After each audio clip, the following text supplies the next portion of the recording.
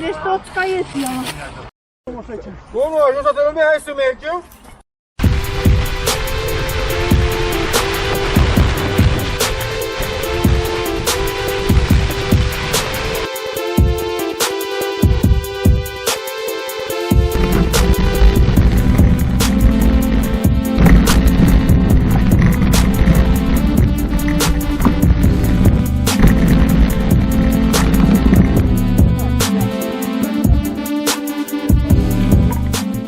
Am lăsat bicicleta, mi-am dat seama că am scat, dar am ridicat cap să văd unde cad și am văzut copacul.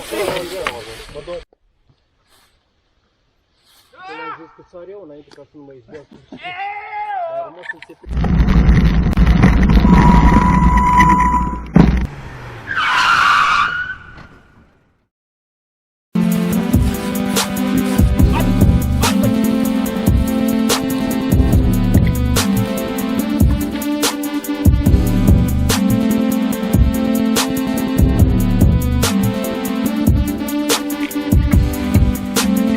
Da, ce bine s-a așezat!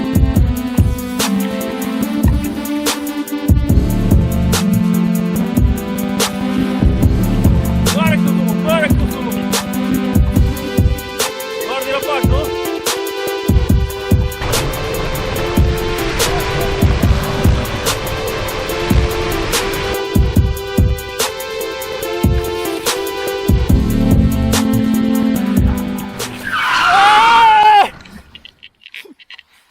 Hai că e mișto, te-ai dus? Da. Wow!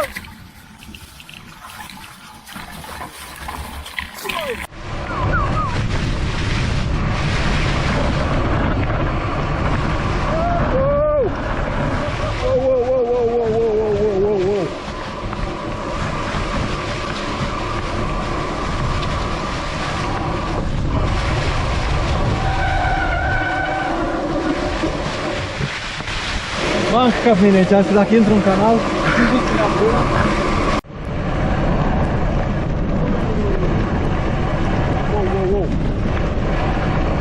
Hop, hop, hop, hop, hop!